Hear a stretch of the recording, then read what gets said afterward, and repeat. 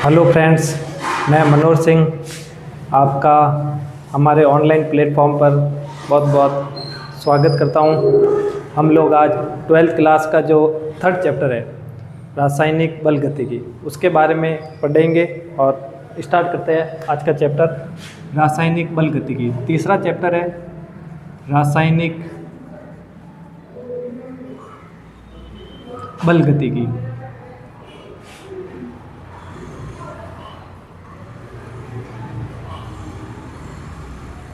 Chapter start करने से पहले वही कि भाई चैप्टर का मीनिंग क्या है वो समझना बहुत ज़रूरी है।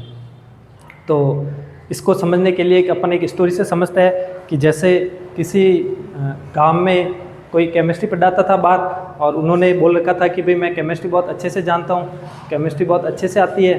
तो गांव वाले भी परेशान थे, तो ज़्यादा दिन तो उनकी बात नहीं सुनी गई। लेकिन एक बार गाँव में अकाल पड़ गया, तो गाँव वालों ने बोला कि वो बोलता था केमिस्ट्री बहुत अच्छी आती है, तो उसे पकड़ के लेके आओ। और गांव वालों ने बोला कि हमारे गांव में अकाल पड़ गया भाई, तो हमें पानी बना कर दो।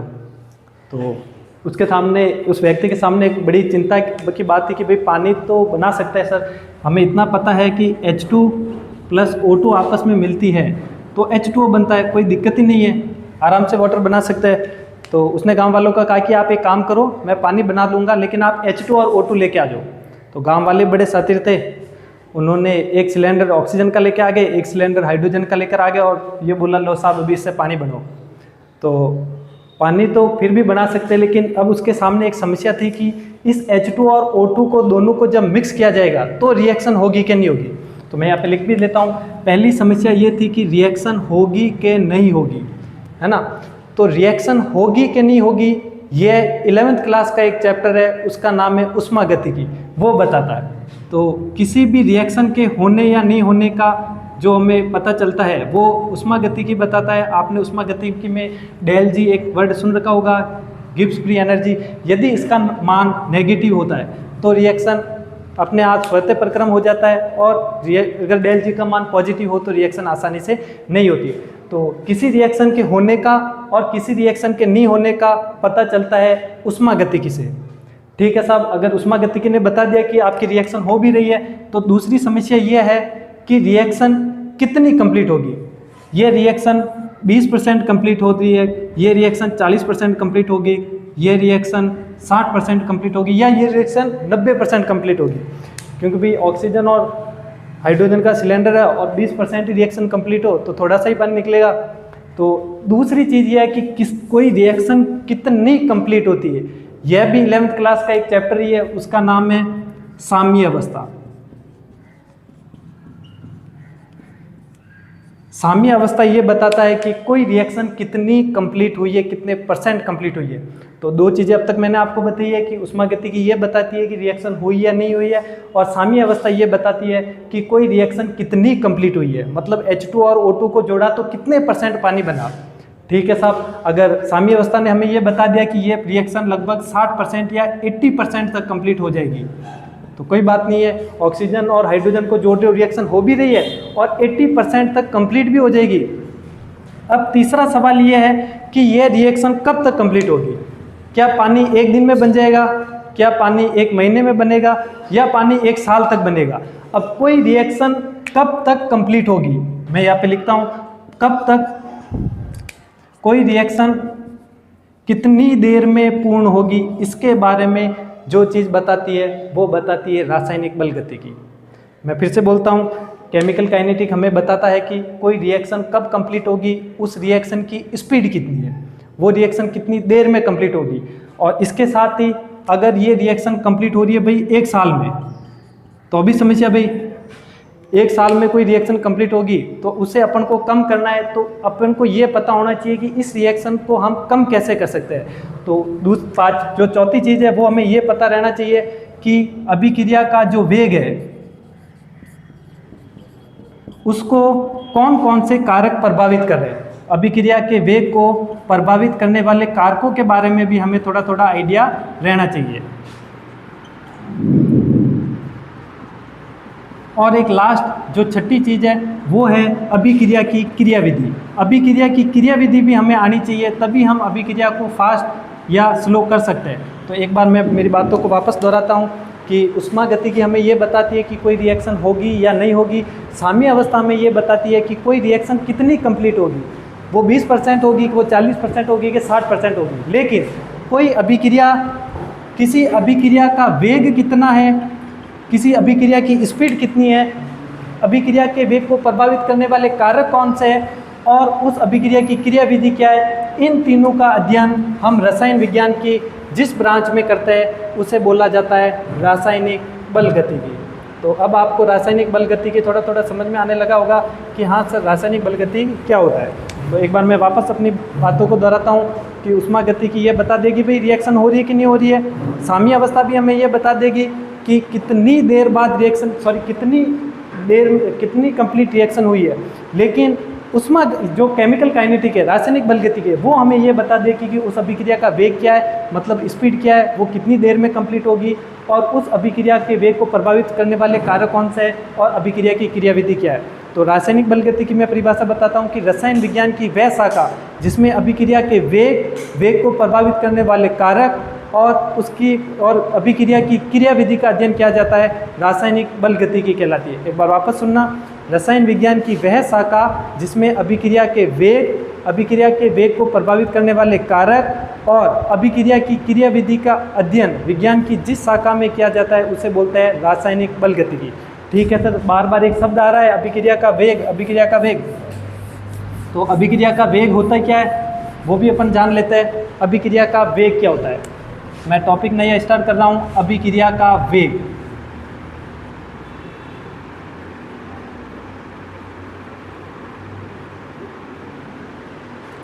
अभिक्रिया का वेग, देखो अभिक्रिया का वेग पढ़ने से पहले आपको अगर 10th क्लास की एक छोटी सी बात अगर पता हो, स्पीड क्या होती है, स्पीड होता है डिस्टेंस अपॉन टाइम। बिल्कुल सब लोगों को पता होगा कि डिस्टेंस का सूत्र, स्पीड का सूत्र ये होता है डिस्टेंस अपॉन टाइम, मतलब कितने टाइम में किसी व्यक्ति ने कितना डिस्टेंस ट्रेवल किया है वो उसकी क्या कहलाती है, स्पीड। हम यहाँ पर अभिक्रिया के वेग की बात कर रहे हैं, तो अभिक्रिया का वेग क्या होगा। सबसे पहले तो अभिक्रिया का वेग भी बिल्कुल जिस तरह स्पीड में डिस्टेंस अपॉन टाइम होता है उसी प्रकार वेग में भी नीचे तो टाइम ही आएगा। आप इसे एक एग्जाम्पल द्वारा भी समझ सकते हैं। सपोज करो t बराबर 0 सेकेंड पर, t बराबर 0 सेकेंड पर मेरे पास रिएक्टेंट थे 10, मेरे पास 10 रिएक्टेंट थे और प्रोडक्ट थे 0। जैसे जैसे टाइम बढ़ा, मतलब t बराबर ये 0 सेकेंड था, अब 5 मिनट, जैसे ही 5 मिनट होता है तो रिएक्टेंट में से कुछ रिएक्टेंट प्रोडक्ट में बदल जाते हैं, मतलब यहाँ पर 8 रिएक्टेंट हो गए और यहाँ पर 2 प्रोडक्ट हो गए। जैसे जैसे टाइम इंक्रीज होगा वैसे वैसे रिएक्टेंट तो आपको नज़र आ रहा होगा कि डिक्रीज होंगे, रिएक्टेंट तो डिक्रीज होंगे और प्रोडक्ट बढ़ने लगेंगे।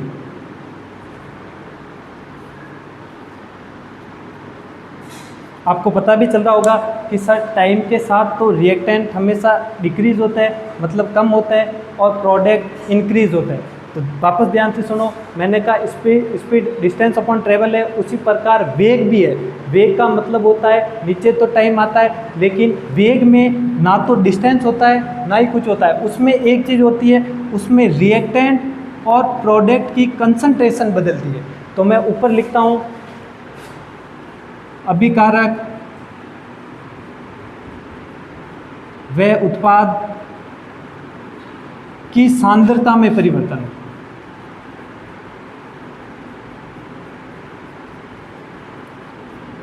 ये इसका एक छोटा सा सूत्र भी बन जाता है भाई इससे कि अभिक्रिया के वेग का क्या फॉर्मूला होता है। तो आपको दिख भी रहा होगा, ऊपर तो आता है अभिकारक व उत्पाद की सांद्रता में परिवर्तन और नीचे आता है समय। इसे आप और अधिक बढ़िया शब्द लिखना चाहो तो आप इसे लिख सकते हो समय में परिवर्तन, क्यों भाई कोई ना कोई टाइम में भी चेंज होता ही है।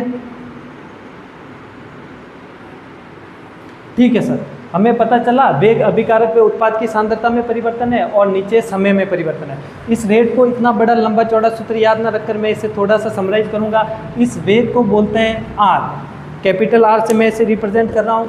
इस वेग को कैपिटल आर लिखा, और अभिकारक व उत्पाद की सांद्रता में परिवर्तन।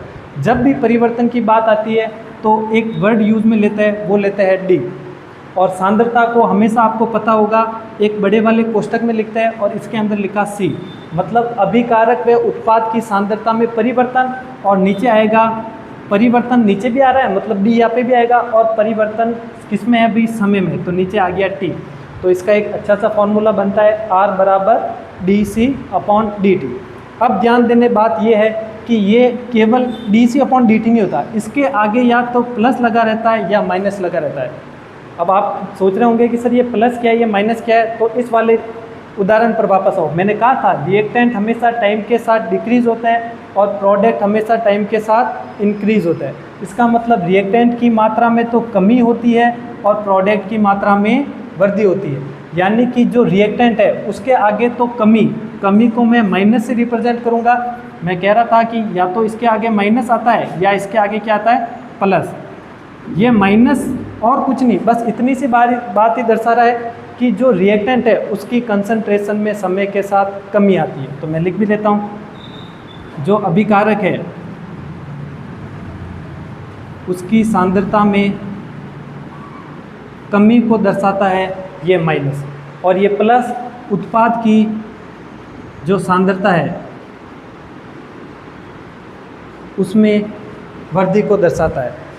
एक बार मैं वापस रेट ऑफ रिएक्शन की परिभाषा बताता हूँ। अभिक्रिया का वेग क्या होता है, अभिकारक में उत्पाद की सांद्रता में परिवर्तन और परिवर्तन में लगा समय। इस अभिकारक में उत्पाद की सांद्रता में परिवर्तन को मैंने डी से रिप्रेजेंट किया और इस समय में परिवर्तन को मैंने डी से रिप्रेजेंट किया। मैंने यहाँ पर प्लस माइनस और लगाए। प्लस माइनस का मतलब अब आपको पता चल गया होगा सर, प्लस तो प्रोडक्ट के लिए आता है, उत्पाद के लिए आता है, और माइनस अभिकारक के लिए आता है। माइनस अभिकारक के लिए इसलिए आता है क्योंकि अभिकारक हमेशा टाइम के साथ कम होते जाता है, और प्रोडक्ट प्लस मतलब इसलिए आता है क्योंकि उत्पाद टाइम के साथ हमेशा बढ़ते जाता है। ठीक है, थोड़ी सी अपन और आगे बात करते हैं अभी।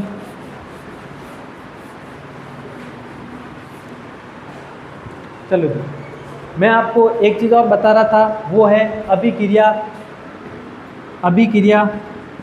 के वेग का मात्रक। कई बार बोर्ड एग्जाम में इस प्रकार का छोटे क्वेश्चन बिल्कुल डायरेक्ट पूछे जाता है। अब तक आपको पता चल गया होगा सर अभिक्रिया का वेग क्या होता है, कुछ नहीं होता है, आर आता है, ऊपर तो होती है सांद्रता, और अच्छे वर्डों में आप इसे बोल सकते हो सांद्रता में परिवर्तन, और नीचे आता है समय। और बहुत अच्छा बोलना चाहो अगर एग्जाम में लैंग्वेज के रूप में तो समय में परिवर्तन। सबको पता है सांद्रता बहुत सारे प्रकार की होती है। सांद्रता होती है मोलरता, मोललता, नॉर्मलता, फॉर्मलता, मोल भिन्न, द्रव्यमान प्रतिशत, आयतन प्रतिशत, द्रव्यमान आयतन प्रतिशत। लेकिन यहाँ पर जो सांद्रता है उसको अपन को मतलब है केवल मोलरता से। जो मैं यहाँ पर सांद्रता ले रहा हूँ वो ले रहा हूँ मोलरता, और मोलरता का मात्रक सबको पता है। मोलरता का मात्रक होता है सर मोल लीटर इनवर्स। तो कुछ नहीं किया मैंने, केवल सांद्रता की जगह एक शब्द लिख रहा हूँ मोल लीटर इनवर्स, और नीचे आ रहा है समय। अब देखो समय लिखने से कोई मतलब नहीं है क्योंकि समय का भी कोई ना कोई मात्रक होगा। अगर समय का सबसे छोटा मात्रक देखें तो वो होता है सेकेंड। अब गणित में एक नियम होता है कि जब भी कोई चीज़ नीचे से ऊपर की ओर जाती है तो उसकी घात इन्वर्स हो जाती है। तो मैं लिख भी लेता हूँ यहाँ पर, इसका जो मात्रक होगा वो होगा मोल लीटर इन्वर्स, और ये सेकंड अब ऊपर की ओर चला गया तो ये हो गया सेकंड इन्वर्स। यही मात्रक होता है अभिक्रिया के वेग का। इस सेकंड की जगह आप कभी कभी चाहो तो इस सेकंड की जगह आप मिनट भी लिख सकते हो भाई। इसकी जगह और क्या लिख सकते हो, मिनट इन्वर्स, घंटा इन्वर्स, दिन इन्वर्स, है ना, वर्ष इन्वर्स। क्योंकि समय तो सेकंड में भी हो सकता है, मिनट में भी हो सकता है, डे में भी हो सकता है, मंथ में भी हो सकता है, भाई ईयर में भी हो सकता है। तो इसकी सबसे छोटी यूनिट अपन लेते हैं तो सेकंड इन्वर्स हो गया। ठीक है, इसके बाद जो इस चैप्टर का एक और छोटा सा दो छोटे छोटे टॉपिक और है, उन्हें कंप्लीट करने के बाद अपन क्लास को कंप्लीट करेंगे। एक टॉपिक आता है अभिक्रिया के प्रकार। अभिक्रिया के प्रकार, सर अभिक्रिया के तो बहुत सारे प्रकार होते हैं, आप किन प्रकारों की बात कर रहे हो? मैं यह बात कर रहा हूँ अभिक्रिया के प्रकार जो अभिक्रिया के वेग के आधार पर हो। अभिक्रिया के प्रकार जो किसके आधार पर हो, वेग आधारित हो।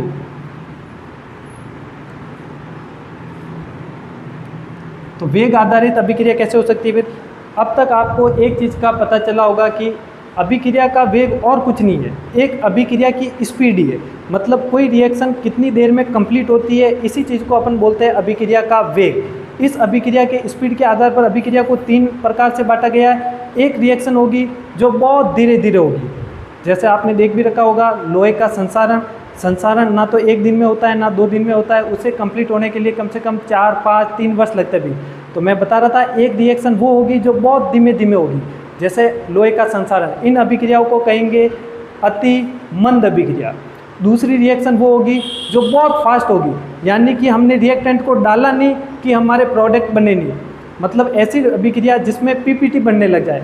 जैसे ही आप रिएक्टेंट को डालोगे प्रोडक्ट बनने लग जाएगा। मैं कहूँगा कि 1 सेकंड के भी बहुत हिस्से में अभिक्रिया कंप्लीट होगी, मतलब बहुत ही कम समय, 1 सेकंड से भी कम समय में अभिक्रिया होगी। तो ऐसी अभिक्रिया को क्या कहेंगे? ऐसी अभिक्रिया को कहेंगे तीव्र अभिक्रिया। मैं कहूँगा एक पर ऐसी भी अभिक्रिया होगी जो ना तो बहुत ज़्यादा धीमी हो ना बहुत ज़्यादा तेज हो। ऐसी अभिक्रिया को मैं कहूँगा अपन बीच वाली अभिक्रिया कह सकते हैं इनको। तो अभिक्रिया 3 प्रकार की हो सकती है, वेरी फास्ट, वेरी स्लो और मॉडरेट रिएक्शन। वेरी फास्ट में वो रिएक्शन जो बहुत फास्ट कंप्लीट होती है, मतलब उसमें जो उत्पाद है वो क्विकली बन जाता है। वेरी स्लो रिएक्शन में अभिक्रिया बहुत ही धीरे धीरे धीरे अभिक्रिया होती है, जिसमें प्रोडक्ट बनने में 1 वर्ष, 5 वर्ष, 6 वर्ष बहुत सारा टाइम लग सकता है। अपनी जो केमिस्ट्री में नॉर्मल जो रिएक्शन होती है वो मॉडरेट रिएक्शन होती है भाई, यानी कि आपने रिएक्टेंट को आपस में मिलाया या और आधे घंटे बाद 40 मिनट बाद आपको अपना उत्पाद प्राप्त हो जाता है। तो 3 प्रकार की रिएक्शन है, लिखने से कोई मतलब नहीं है क्योंकि ज़्यादा इंपॉर्टेंट भी नहीं है। एक तो वेरी फास्ट, वेरी स्लो और मॉडरेट रिएक्शन। इसके बाद एक सवाल जो पिछली बार भी पूछा गया था, इस टॉपिक के साथ मैं कंप्लीट करूंगा, लेकिन एक सवाल आप आराम से सुनो, वो है अभिक्रिया के वेग के प्रकार। अभिक्रिया के वेग के प्रकार 3 प्रकार के वेग होते हैं भाई। सबसे पहला वेग है प्रारंभिक वेग, दूसरा वेग है तात्क्षणिक वेग,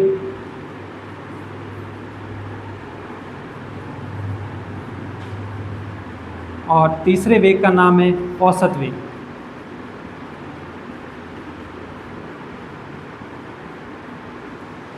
ठीक है, नाम से ही पता चल रहा है अपन को किसके बारे में बात करनी है भाई, स्पीड के बारे में बात करनी है। प्रारंभिक वेग सर क्या होगा, आप इसे थोड़ा सा एक एग्जांपल के द्वारा समझो। सपोज करो अभी ये जो क्लास चल रही है वो भीम से चल रही है। भीम से हमें जाना है उदयपुर, ठीक है सर, भीम से उदयपुर ट्रैवल करता है। भीम से उदयपुर जाना है। ध्यान रखना मैंने क्या कहा, 12 बजे फिक्स 12 बजे मैं भीम से निकला और पहुंचा उदयपुर। अब जब मैंने 12 बजे भीम से यहाँ पर उदयपुर निकला, उस समय जो आपके गाड़ी की स्पीड थी वो थी सपोज करो 120 किलोमीटर पर आवर्स।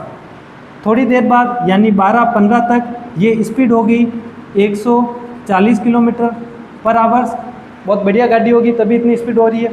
उसके बाद 12:30 पर, ज़रूरी थोड़ी है कि ये किलोमीटर की रेंज बढ़ती जाएगी, कभी ना कभी ब्रेकर आएंगे, बीच में टोल नाका भी आता है, तो कभी ना कभी ये जो स्पीड है वो कम भी होगी। सपोज करो यहाँ पर होगी 0, क्योंकि गाड़ी किसी कारणवश रुकी होती, इस वक्त है स्पीड 0 किलोमीटर पर आवर। ऐसे करते करते आप 1 बजे तक भीम से कहाँ पहुँच गए, उदयपुर पहुँच गए। और जब भीम से उदयपुर पहुँचे उस समय इस गाड़ी की स्पीड थी 100 किलोमीटर पर आवर, यानी कि बीच में या कम भी हुई होगी, कभी बड़ी भी हुई होगी। तो ध्यान रखना, जब मैंने प्रारंभिक वेग की क्या परिभाषा होती, जब मैंने गाड़ी को 12 बजे स्टार्ट किया ही है, यानी कि 12 बजे t बराबर 0 समय, जब 12:01 भी नहीं हुए, उस समय अभिक्रिया का वेग कहलाएगा प्रारंभिक वेग। वापस बताता हूँ, t बराबर 0 समय पर जब गाड़ी स्टार्ट हुई है उस समय क्या कहलाएगा, प्रारंभिक वेग। ये है इंस्टेंट वेग। इंस्टेंट वेग का मतलब होता है किसी भी पर्टिकुलर समय पर, आप 12:15 पर ज्ञात करो, मैं क्यों आप 12:20 पर ज्ञात करो, मैं क्यों आप 12:25 पर ज्ञात करो, किसी भी एक इंस्टेंट टाइम पर अगर आप अभिक्रिया का वेग ज्ञात कर रहे हो तो वो अभिक्रिया का वेग कहलाता है इंस्टेंट वेग। सर औसत वेग क्या है, एवरेज वेग क्या है? मैं कहूँगा इन सब का एवरेज मैंने निकाला और भीम से उदयपुर मैं पहुँचा 100 किलोमीटर पर आवर्स की रफ्तार से, तो ये गाड़ी की स्पीड है। तो ये है भाई औसत, यानी किसी निश्चित समय अंतराल में अभिक्रिया का वेग औसत वेग कहलाता है। पिछली बार मुझे याद है ये क्वेश्चन 12th के बोर्ड एग्जाम में पूछा गया कि किसी निश्चित क्षण में निकाला गया अभिक्रिया का वेग क्या कहलाता है। तो आपको पता है प्रारंभिक वेग तो कब होगा, प्रारंभ में। ये जो इंस्टेंट वेग है ये क्या होगा, किसी निश्चित क्षण में होगा, किसी निश्चित पल में होगा, ये तात्क्षणिक वेग कहलाता है। और एवरेज वेग क्या होगा, एक निश्चित समय अंतराल में। तो मैं यहाँ पे लिख भी लेता हूँ, इसके लिए एक कीवर्ड याद रखना है, प्रारंभ में अभिक्रिया का वेग। इसके लिए याद रखोगे किसी निश्चित क्षण में अभिक्रिया का वेग, और इसके लिए याद रखोगे किसी निश्चित समय अंतराल में अभिक्रिया का वेग। निश्चित समय अंतराल में अभिक्रिया का वेग। आपको याद ही है अभिक्रिया को वेग को अपन ने रिप्रेजेंट किया था R बराबर dc/dt। तो इनको भी सेम ऐसे ही रिप्रेजेंट मैं कर देता हूँ, इसमें कुछ ज़्यादा सोचने वाली बात ही नहीं है। प्रारंभिक वेग को मैंने रिप्रेजेंट किया R इनिशियल को IN से लिख रहा हूँ, इसको मैंने रिप्रेजेंट किया dc/dt से। ये इंस्टेंट वेग R इंस्टेंट को मैं रिप्रेजेंट कर रहा हूँ dc/dt से। वही प्लस माइनस इसके आगे भी आएंगे और इसके आगे भी आएंगे। ध्यान रखना जब छोटे अंतराल लेते हैं तो हमेशा ये जो d इस प्रकार का वर्ड यूज़ में करते हैं, लेकिन अगर समय अंतराल बहुत ज़्यादा हो, आपको पता है औसत वेग में तो भाई इन सबका औसत निकालना है, यानी समय अंतराल क्या है, बहुत ज़्यादा। जब भी समय अंतराल बहुत ज़्यादा हो, ER एवरेज हो, तो इस d के स्थान पर वर्ड यूज करता है, वो करता है डेल्टा। तो ज़्यादा इसमें कंफ्यूज होने की ज़रूरत भी नहीं है, सीधी सी बात है कि प्रारंभिक वेग, प्रारंभ में निकाला गया वेग R initial plus minus dc/dt। और कुछ मिलाकर ये चीज़ें याद रखनी है। एक बार मैं वापस पार्ट का रिवीजन करवा देता हूँ। मैंने कहा था किसी रिएक्शन कब स्टार्ट होगी कि नहीं होगी, ये बताता है उष्मागतिकी। कोई रिएक्शन कितनी कंप्लीट होगी ये बताता है आपका साम्य अवस्था। कोई रिएक्शन कितनी स्पीड में कंप्लीट होगी, कितनी उस पर अभिक्रिया के वेग प्रभाव कार्य करेंगे, और कोई रिएक्शन की क्रियाविधि क्या है ये बताता है रासायनिक बलगतिकी। रासायनिक बलगति में सबसे पहला टॉपिक अभिक्रिया का वेग है। अभिक्रिया के वेग में केवल एक बात ध्यान रखनी है, इसका मात्रक होता है mole litre inverse second inverse. उसके बाद अभिक्रिया के वेग के आधार पर रिएक्शन 3 प्रकार की होती है, very fast, very slow, moderate, और लास्ट में अपना टॉपिक था अभिक्रिया के वेग के प्रकार। 3 प्रकार थे, प्रारंभिक वेग, दूसरा था तात्क्षणिक वेग, और तीसरा था औसत वेग। तो तीनों लगभग सेम ही है, बस एक एक कीवर्ड याद रखना, ये प्रारंभिक होता है, ये किसी निश्चित क्षण में होता है, और ये किसी निश्चित समय अंतराल में होता है। आप लोग बिल्कुल जुड़े रहिएगा, इस चैप्टर को अपन और आगे करेंगे। तब तक के लिए धन्यवाद।